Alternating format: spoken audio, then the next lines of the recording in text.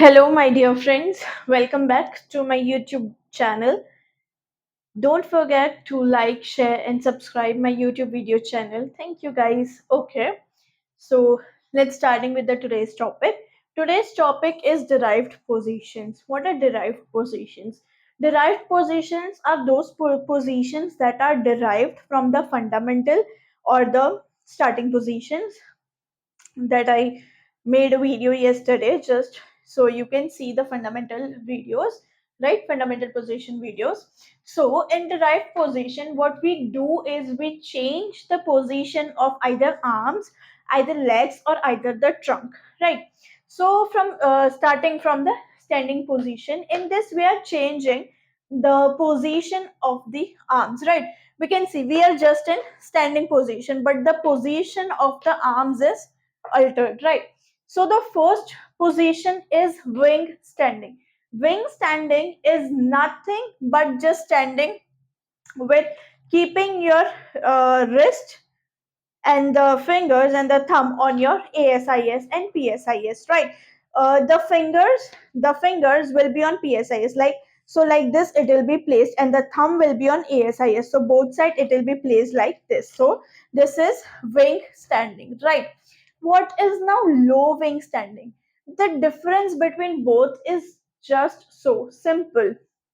In wing standing, as we discussed, we are keeping the thumb on the ASIS, right? And in low wing standing, we are keeping the thumb on the PSIS. That's it. That's the difference, nothing much. Now, in wing and low wing standing, we can see the shoulders are abducted, AB, abducted, right? The elbows are flexed, right? The wrist is also extended. We can see this is extension of wrist, so we are keeping it like this, right? The fingers are flexed, so that's it, right? Same for wing and low wing standing. Now we can as we discussed, same the three components as in fundamental positions, that is the joint position, the muscles that are working, and the effects and uses. I already discussed about the joint positions. Now you can clearly keep an idea in your mind that which muscles will be working for this. So for shoulder, if we can see the shoulder is abducted, so of course the abductors of shoulders will be working, right? The elbow is flexed, so of course the flexors muscles of the elbow will be working, and so on. Now moving to bend standing. What is bend standing? We are keeping an alteration in the arm, right? So in bend standing, what we do, this is the diagram of bend standing. This was the diagram of low wing and wing standing, right? So in bend standing, what we do is we take our both of the hands and we keep it like this, right? Focus on this and we keep it like this. So what is here? The shoulder is abducted. Sorry, not abducted, it is adducted. The shoulder is towards the midline of the body, so the shoulder is adducted, and the elbow we can see it is flexed, wrist we can see it is flexed, fingers we can see that are flexed, right? So as discussed about the joint position, you can tell about the muscles that are working. The ADD adductors of shoulder will be working. Elbow is flexed, so flexors of the elbow will be working. Wrist and fingers are flexed, so the flexors of this muscles, this flexor muscles will be working for this position, right? Now, what is reach standing? We try to reach for something, that is reach standing. Okay, so this is the diagram for reach standing. The person is trying to reach for something.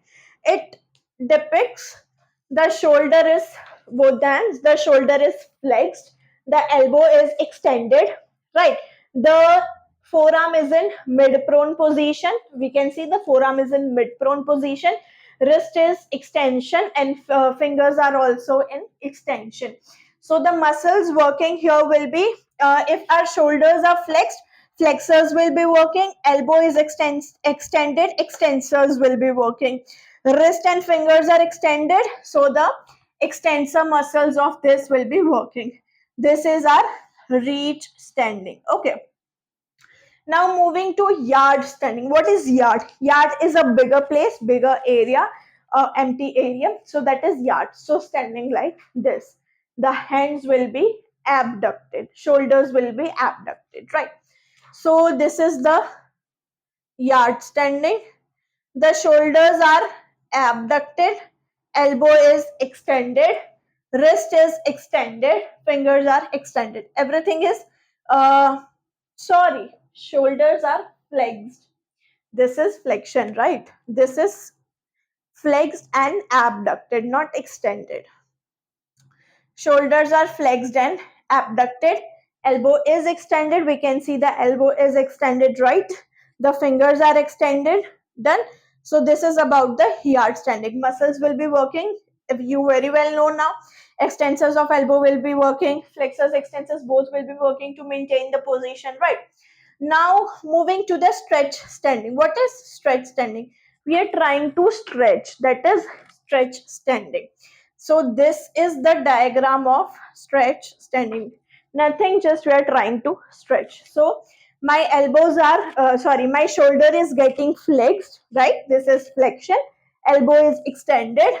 Shoulder is flexed. Elbow is extended. Wrist, fingers, and everything will be in extension over here. So muscles working.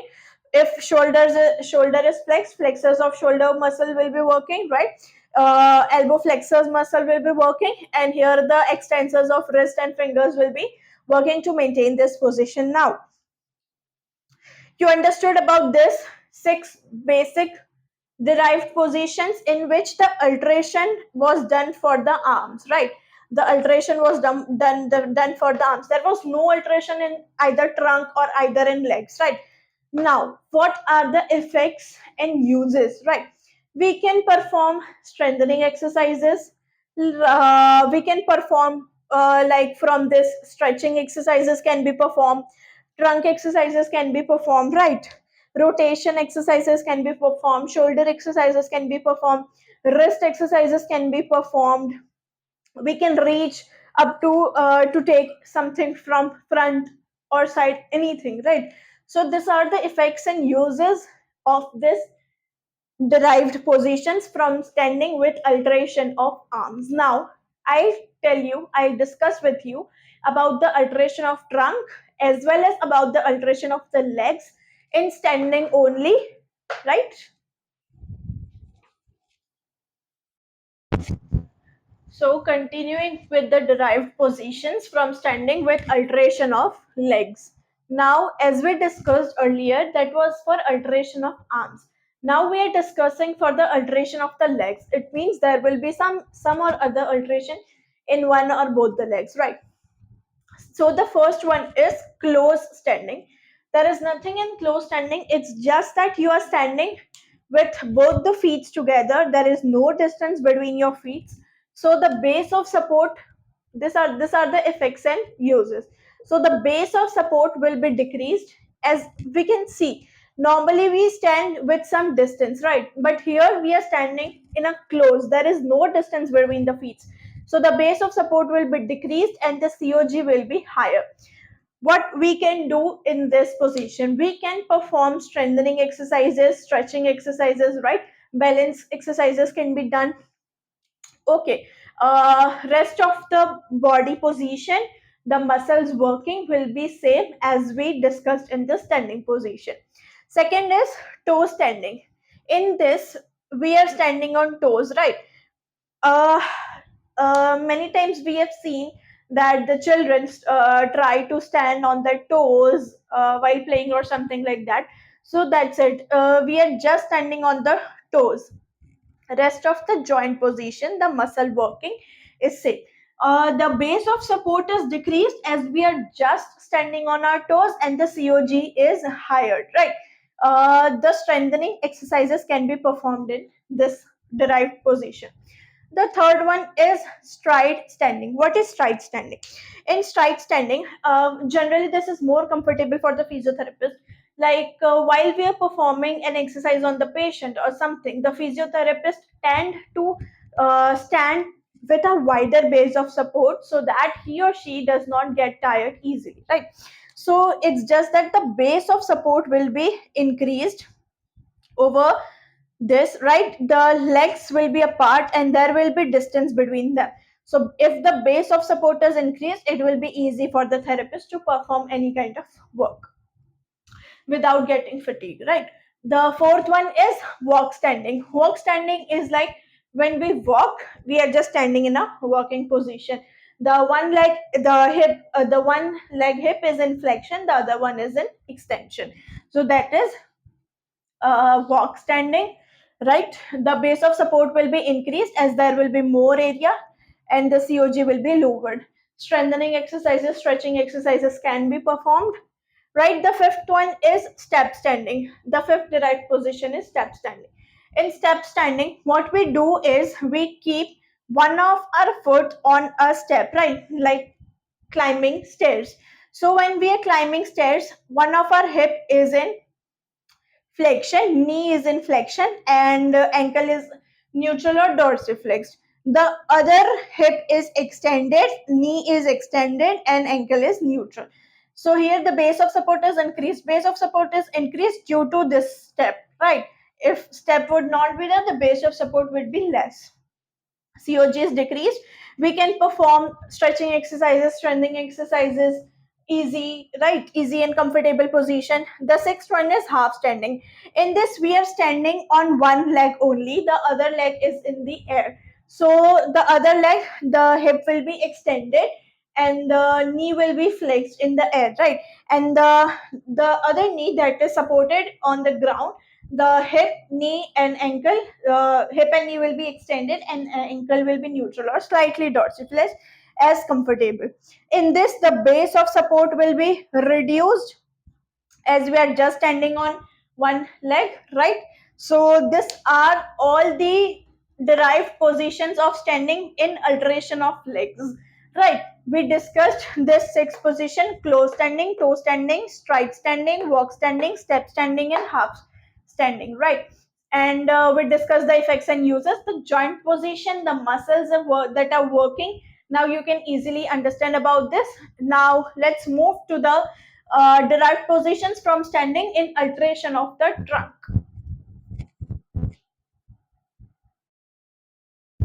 Okay, so now moving to the derived positions from standing by alterations of trunk, right? So there are two derived positions that we are having in alteration of trunk. The first one is lax stoop standing. The second one is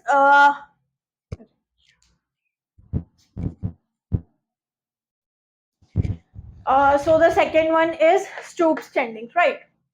So the legs stoop standing, we can see the person is bent forwards, right? The shoulder is flexed, elbow is extended, the wrist and fingers are extended, right? The hip is in flexion. We can see when we bend forwards, the hip goes in flexion. The knee is in extension, the ankle is in dorsiflexion. This is the joint position, right?